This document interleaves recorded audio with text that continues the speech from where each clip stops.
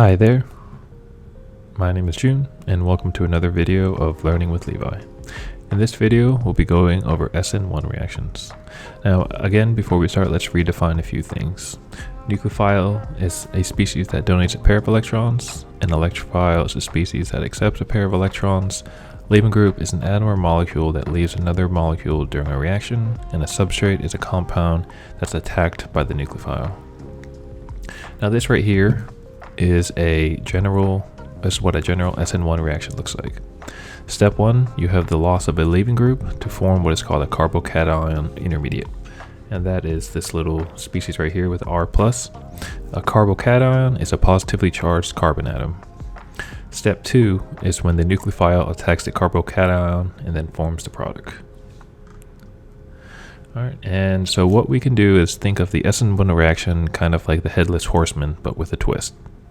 Now, the man with the head is riding a horse. One day, his head decides to leave his body. The headless body is now the carbocation, which is this right here, and the leaving group is his head. Now, the headless body is kind of cold, and so he needs a cape to keep him warm. Luckily, the cape is nearby, and then that attacks the headless body, which is the carbocation, which we mentioned before, and you end up with the caped headless man right here on the right. Now, SN1 reactions are unimolecular, meaning that the rate of the reaction is dependent only on the substrate. Now, there are 4 factors that affect the SN1 reactions, much like SN2. So we can see here that it's the strength of a nucleophile, steric effects of an electrophile, solvents, and a leaving group. So let's dive into these a little bit more. So the strength of a nucleophile is not as important as an SN2 reaction because the nucleophile is not part of the limiting step, which we know is just the loss of a leaving group. So usually you can see like a weak nucleophile like water that will be used as a nucleophile. Steric effects of an electrophile.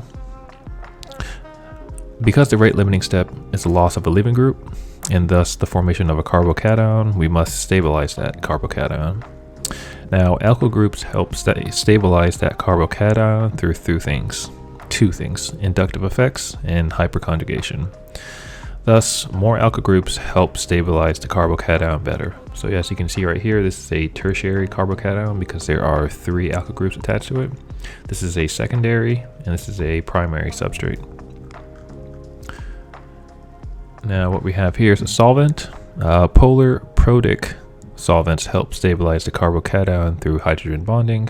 An example of these protic solvents are alcohol and water.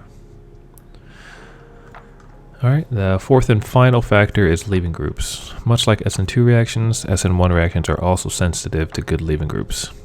Again, weak bases are good leaving groups because they want to accept electrons and thus are good leaving groups. Weak bases are also conjugate bases of strong acids, and again shown below are some of the examples of good leaving groups. Now, something unique to SN1 reactions are hydride and methyl shifts, so we'll kind of go over that.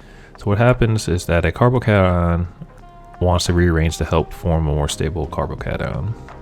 Now, this is where the hydride shift and methyl shifts come into play. They help rearrange with its bonding electrons to help form a more stable carbocation. So we'll kind of go over this a little bit right now. So as we know, the first step of the SN1 reaction is to form that carbocation. In this example, we have a secondary carbocation right here.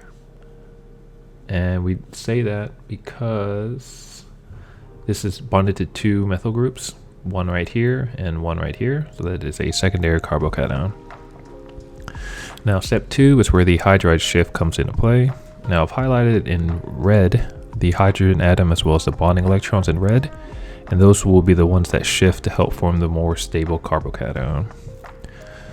So as you can see, it goes from a secondary carbocation right here to a tertiary carbocation right here because there are 3 alkyl groups attached. There's one right here, and one right here.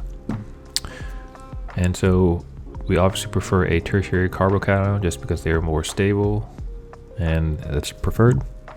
Then the last step is to have the nucleophile attack that rearranged carbocation and it is attacking right here. This arrow should be pointing over here, and that will essentially attack the newly stable, more stable carbocation. The same thing happens with a methyl shift, but instead of a hydrogen atom, it will be a methyl group that shifts. So yes, you can see right here, this is a secondary carbocation, and then the methyl shift right here is shifted to the left, so that way we form a tertiary carbocation right here, which is more stable, and then the nucleophile attacks. The last part I want to talk about is the SN1 reaction with the stereochemistry. As you can see right here, the carbocation is a sp2 hybridized and planar. What that means is that the nucleophile is able to attack from the top or from below. Now, being able to attack on either side will give you 2 enantiomers of the product, as you can see right here. When you get both enantiomers of the product, we call that racemization. Alright, and so this is right here is a summary sheet of the SN1 reaction. Step 1, formation of a carbocation. Step 2, nucleophile attacks the carbocation.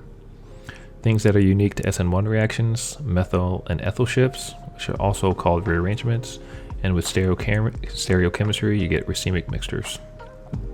4 factors that affect SN1 reactions: strength of a nucleophile, steric effects of electrophile, solvent and leaving groups. And then this right here, again, is just a general form of what a SN1 reaction looks like. So that right there concludes our SN1 video today. Hit that like button, subscribe button, help support the channel, share it with your friends who might need some help with organic chemistry. In the next video, we'll finally be comparing SN1 reactions and SN2, and also doing some examples to help distinguish between the two reactions. We're putting out more videos, so let me know down below what you'd like to see.